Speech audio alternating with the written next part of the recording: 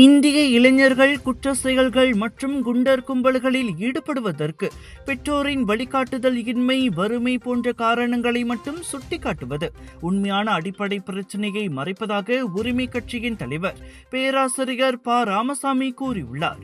இந்தியர்கள் நீண்ட காலமாக எதிர்கொள்ளும் இன பாகுபாடு மற்றும் அரசியல், பொருளாதார, சமூக ரீதியான ஓரங்கட்டப்படுதலையும் இதன் முக்கிய காரணங்களாக கவனத்தில் கொள்ள வேண்டும் என அவர் வலியுறுத்தினார். மக்கள் தொகையில் இந்தியர்கள் சிறுபான்மையினராக இருந்த போதிலும் குற்ற செயல்கள் மற்றும் குண்டர் கும்பல்களில் இந்திய இளைஞர்களின் ஈடுபாடு கவலைக்குரிய அளவில் இருப்பதை மறுக்க முடியாது என்றார். ஆனால் இதனை வெறும் சட்டம் ஒழுங்கு பிரச்சனையாக அணுகி காவல்துறை நடவடிக்கைகள் மூலம் மட்டும் தீர்வு காண முடியாது என ராமசாமி தெரிவித்தார். அரசு துறையில் இந்தியர்களுக்கான வேலைவாய்ப்புகள் மற்றும் உயர் பதவிகளுக்கு செல்லும் வாய்ப்புகள் குறைவாக இருப்பதாக குறிப்பிட்ட அவர், தனியார் துறையிலும் இந்தியர்கள் பாகுபாடுகளை எதிர்கொள்வதாக கூறினார்.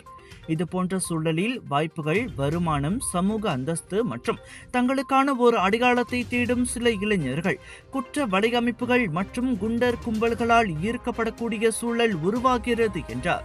இது குற்ற செயல்களை நியாயப்படுத்துவதற்கான வாதம் அல்ல என்று தெளிவுபடுத்திய ராமசாமி, குற்ற செயல்கள் சமூக வெற்றிடத்தில் உருவாவதில்லை என்பதை புரிந்து கொள்ள வேண்டும் என்றார். பெற்றோர்கள் பிள்ளைகளை நல்வழிப்படுத்துவதும், ஆசிரியர்கள் வழிகாட்டுவதும், காவல்துறை குற்றவாளிகள் மீது நடவடிக்கை எடுப்பதும் அவசியம்.